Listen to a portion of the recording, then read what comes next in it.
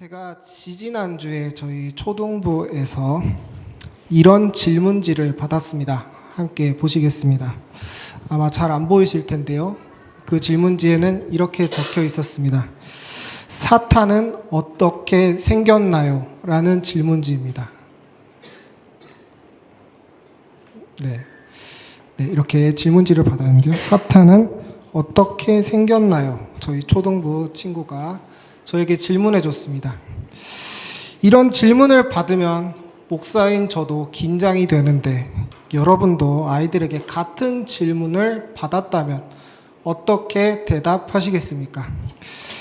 개인적으로 제가 고등학생 때 같은 질문을 고등부 목사님께 드렸다가 가볍게 무시받고는 여린 마음에 굉장히 상처받았던 기억이 있어서 이번에 우리 초등부 학생이 저에게 내준 이 과제를 한번 성실하게 수행해 봤고 만들고 보니 제가 봐도 나름 잘 쓴 것 같아서 우리 성도님들께 나누는 게 유익할 것 같았고 나중에 유튜브에 오늘 설교 영상 올라갈 거니까 비슷한 질문을 받아서 곤란에 처하셨다면은 이 영상 링크를 보내시면 될 것 같아서 오늘 한번 사탄의 기원에 대해서 더 나아가 영적 존재를 바라보는 성경적인 관점에 대해서 말씀드리려고 합니다.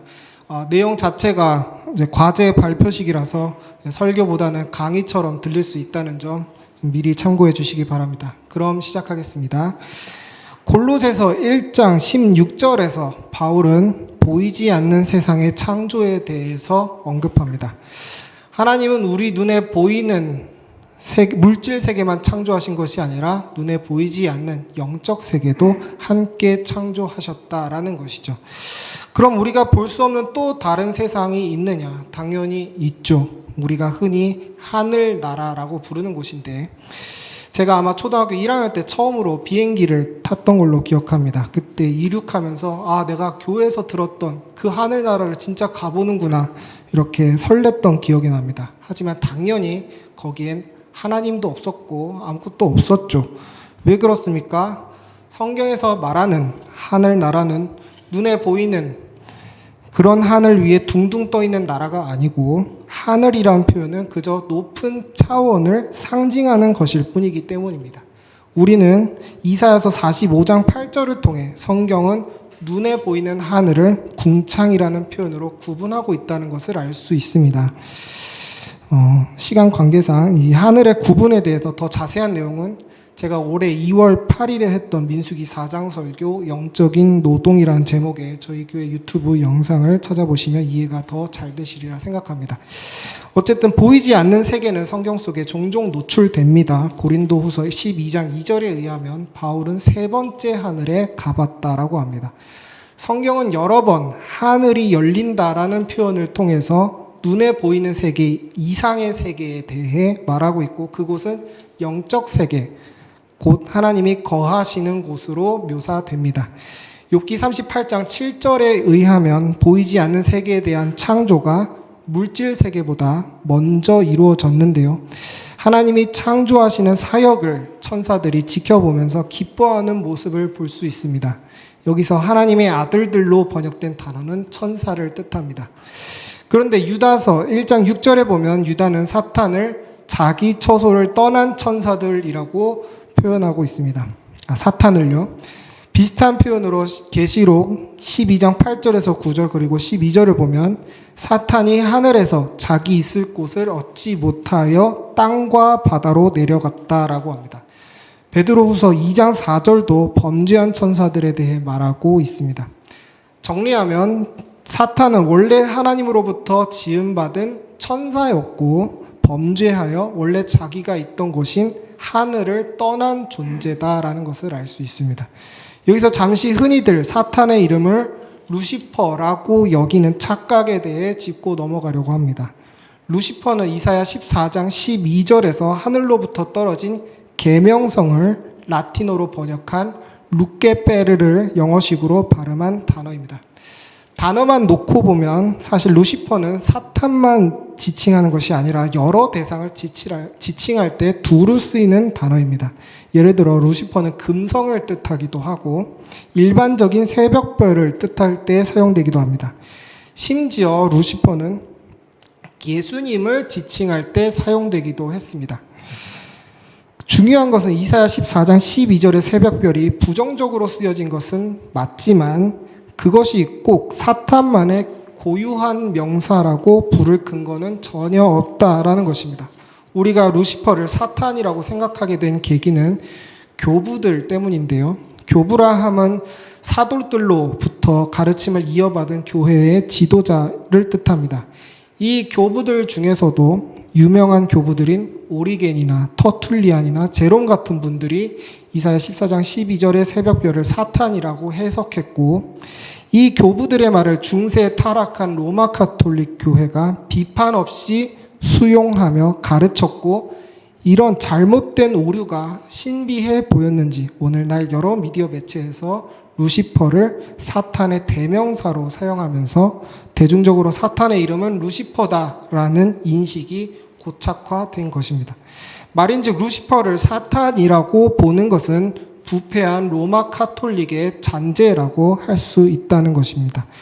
칼빈은 이를 알고 이사야 주석을 쓰면서 루시퍼를 사탄이라고 보는 관점에 대해 무식의 소치다라고도 하고 아무런 타당성 없는 가설이자 쓸모없는 우화다라고 진단했습니다. 현대 주석가 중 카일과 델리치나 랑게도 루시퍼를 사탄으로 보는 것에 반대하고 있습니다. 그렇다면 이사야 14장 12절을 사탄으로 보지 않는 근거는 무엇일까요? 바로 문맥 때문입니다. 문맥을 보면 앞장 이사야 13장 10절에서 11절을 보면 이사야는 하늘의 별을 악인과 교만한 자에 비유하고 있습니다.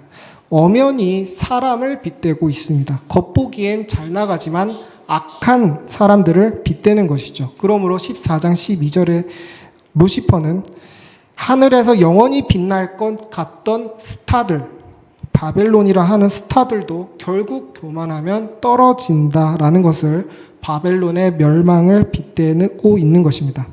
성경엔 이렇게 강대국들이 다른 사물에 빗대어 표현되는 용례들이 종종 있습니다. 예를 들어서 에스겔서 32장 2절에서 애굽은 악어로 상징되고 있고, 다니엘서 8장 3절에 보면은 페르시아는 양으로 상징되고 있습니다. 루시퍼가 사탄일 것 같으면 사실 악어나 양도 다 사탄의 상징이 되어야겠죠. 하지만 성경은 그런 식의 무질서한 상징 체계를 지지하지 않습니다. 하지만 에스겔서에 등장하는 두로에 대한 심판 예언만큼은 예외적으로 하나님께서 사탄에 대한 심판을 한 나라의 멸망에 빗대어 예언했다라고 볼 수 있습니다. 왜냐하면 에스겔서 28장 13절에 두로, 즉 그가 옛적의 에덴에서 여러 가지 보석으로 단장했고 그가 창조될 때 이미 소고와 비파가 준비되었다고 하기 때문입니다. 14절에 그는 기름 부음을 받고 지키는 그룹이었다고 하고 불타는 돌들 사이에 왕래했다고 합니다. 16절 하반절을 보면 그의 범죄가 드러나서 그가 하나님의 산에서 쫓겨났다라고 합니다. 산이라는 것도 높음이라는 이미지 때문에 자주 성경에서 하나님이 계신 영의 세계를 상징합니다. 하늘처럼 말이죠. 그리고 17절에 그가 아름다워서 마음이 교만해졌고 영화로워서 지혜를 더럽혔다라고 합니다. 실제로 두로는 페니키아인들의 주요 도시로서 무역이 번성해서 발전했고 무엇보다 세계 최초의 알파벳 문자인 페니키아 문자를 발명하고 전파한 곳입니다. 16절에 상반절에서도 그들이 많은 무역으로 인해 범죄했다라고 합니다. 그러니까 두로의 그 아름다움과 지혜로움과 풍요로움과 그 모든 것이 타락하기 전의 천사의 아름다운 모습과 비슷한 것으로 하나님께서 비유하고 계시다라는 것입니다. 아무튼 이들이 추방당하고 뱀의 형태가 되어 아담과 하와에게 찾아와서 그들을 유혹하고 범죄하게 한 것입니다. 정리하자면 천사들은 물질 세계가 창조될 때까지는 하나님의 일들을 하면서 살았습니다. 그들은 아름다웠고 지혜로웠지만 그로 인해 교만해져서 하나님을 떠났습니다. 하나님은 그들을 심판하셔서 그들의 처소였던 곳으로부터 그들을 추방하셨고 그들이 물질 세계 속에서 인간을 타락시키게 되었습니다. 이들이 인간을 사랑하시는 하나님을 대적하게 되면서 대적자라는 뜻의 사탄이 되었습니다. 여기까지가 우리가 사탄의 기원에 대해서 아는 거의 전부고 성경은 더 이상을 말해주지 않습니다. 사실 다 아는 내용들이죠. 디테일들은 좀 새롭게 들리실 수 있겠지만 결론은 굉장히 친숙하실 것입니다. 근데 친숙하다고 해서 시시한 것이 아니라 그렇게 친숙하게 느끼셨다는 게 여러분이 신앙적으로 건강하다는 증거입니다. 왜냐하면 교회가 그렇게 가르치는 것이 맞기 때문입니다. 교회, 즉 개신교는 로마 카톨릭의 사상을 거부하고 대항하기 위해 생겨났습니다. 왜냐하면 로마 카톨릭이 성경에 있지도 않은 이야기들을 자꾸 창작하길 좋아했기 때문입니다. 지금도 로마 카톨릭에는 구품 천사론이라는 게 있습니다. 성경에는 그런 것이 없는데 그들이 임의대로 천사의 서열을 상급, 중급, 하급으로 나눠서 그 안에서 또 권품이니 좌품이니 능품이니 하는 9개의 품을 나눠서 천사들을 차별 숭배하는 것이죠. 사탄에 대해서도 상급, 중급, 하급으로 나눠서 말하고 666의 배수를 근거로 현존하는 모든 악마의 인구수는 1억 3,331만 6,666마리라고도 합니다. 여러분, 이런 건 다 쓸데없는 소설에 불과하다라는 것을 직관적으로 느끼셨으리라 믿습니다. 왜 우리 종교개혁가 선배들이 이 부패한 로마 카톨릭의 정신없는 소설들에 분노했는지 공감하시리라 생각합니다.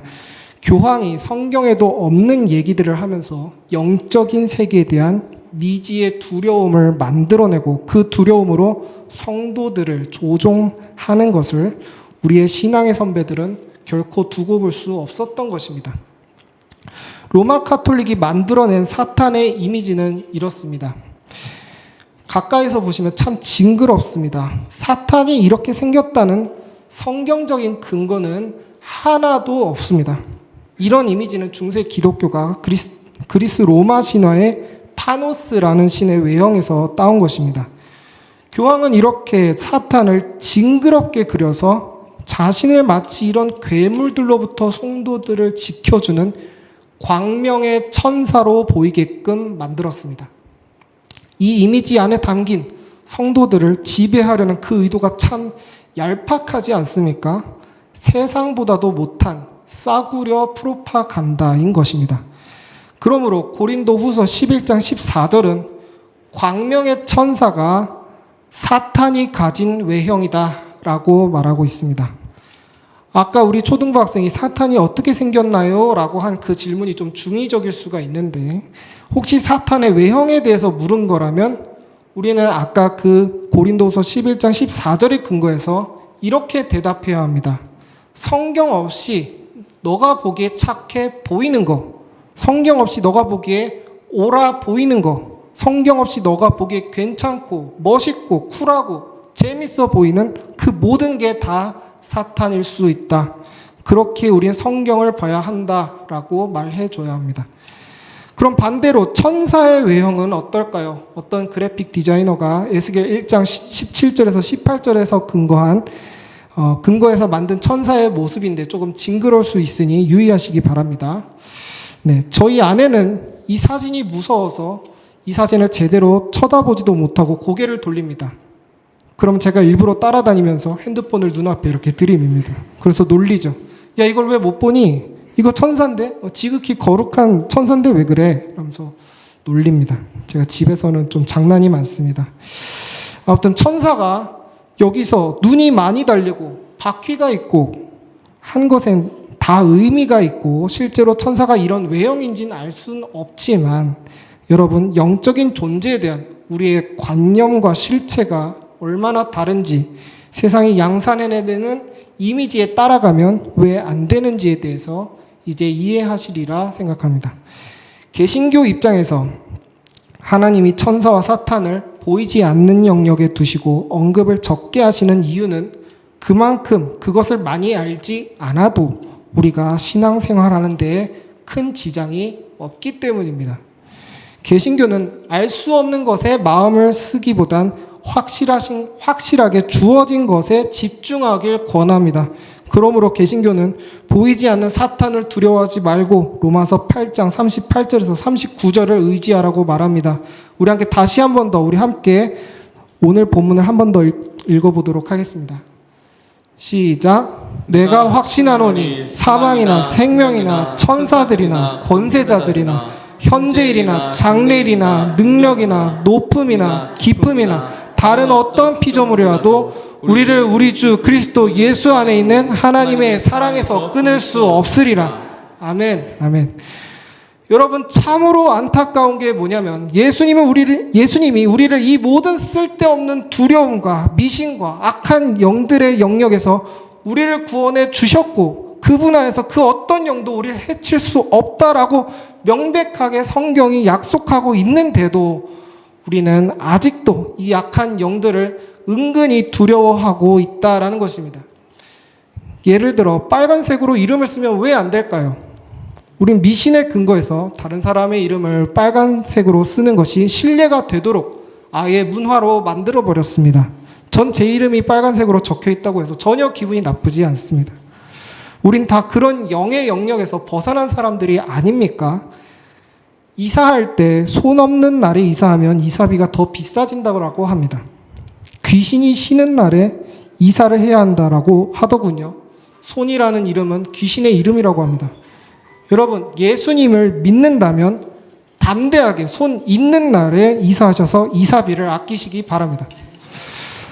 저희 교회 건물도 엘리베이터 안에 있는 그 위에 층 표시하는 걸 제가 보니까 4층은 F라고 표시하더라고요. 도대체 왜 그러는 걸까요? 제가 사는 집이 4층에 있습니다만 그 4층에서 예쁜 애기 잘 태어났고 전 지금도 그 집에서 잘 먹고 잘 살고 있습니다. 여러분, 부디 로마서 8장 39절 눈에 보이는 이 말씀을 굳게 붙잡으시기 바랍니다. 어떤 피조물이라도 인간이든 사탄이든 어떤 피조물이라도 우리를 우리 주 그리스도 예수 안에 있는 하나님의 사랑에서 끊을 수 없습니다. 우리 눈에 명백한 이 말씀을 붙잡는 지혜롭고 자유로운 성도님들이 다 되시기를 축복합니다. 이렇듯 개신교는 신자를 향한 사탄의 영향력을 두려워하지 않지만 그렇다고 해서 사탄의 존재를 무시하는 것도 아닙니다. 벨직 신경 12조는 창조에 대해 설명하면서 흔히 다루는 물질의 창조만 얘기하는 것이 아니라 보이지 않는 영의 창조에 대해서도 얘기하고 있습니다. 여기서 잠깐 벨직 신경이 생소하실 것 같아서 말씀드리자면 이건 이상한 글이 아니라 네덜란드의 종교개혁가인 귀도 드 브레스가 16세기에 로마 카톨릭에 대항해서 개신교는 이런 걸 믿습니다 라고 쓴 고백문이고 이게 너무 잘 써져서 나중에 개신교 목사는 여기에 반드시 동의하고 서명해야만 개신교 목사가 될 수 있다라는 조건까지 만들어졌던 그런 고백문입니다. 지금도 전 세계 개혁교회에서 널리 사용되고 있습니다. 아무튼 이 벨직 신경 12조에서 천사와 사탄의 창조를 강조한 이유는 12조 뒷부분에서 설명하는 대로 두 부류의 이단을 혐오하고 배격하기 위함입니다. 바로 사두개인과 마니교인데요. 사두개인들은 얼마 전에 담임 목사님께서도 언급하셨죠. 이들은 사도행전 23장 8절에서 보여지듯이 현실주의자입니다. 그래서 복음서에서도 예수님이 말씀하시는 부활교리를 계속 공격하죠. 현실주의자이기 때문에 이들은 사탄의 존재도 믿지 않습니다. 마니교는 마치 완벽주의자와 같습니다. 이들은 하나님이 세상을 무에서 창조하셨다는 진리를 거부합니다. 왜냐하면 만약 하나님이 무에서 모든 걸 창조하셨다면 하나님이 마귀도 창조하신 게 되고 악도 창조하신 게 되기 때문이죠. 이들은 하나님을 자기 기준에서 완벽하게 보이게 만들기 위해 성경도 자기 보기에 좋은 대로 어떤 건 탈락시키고 어떤 건 끼워 넣습니다. 그래서 이들은 구약을 믿지 않습니다. 그런데 세상이 무에서 창조된 것이 아니면 하나님은 모든 존재에 대해 자유와 주권을 가지신 완전한 분이 될 수 없습니다. 마니교의 주장대로 마귀가 독자적인 기원을 가지고 있다면 그들은 자기가 자기 스스로를 창조한 하나님과 대등한 다른 신이 됩니다.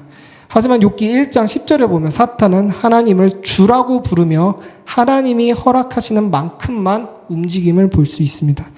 마태복음 8장에서도 사탄이 예수님을 주라고 부르며 그분의 명령에 순종하는 모습을 볼 수 있습니다. 이는 사탄도 처음엔 삼위 하나님으로부터 창조되었고 그분의 섭리에서 벗어나지 않는다라는 것을 보여줍니다.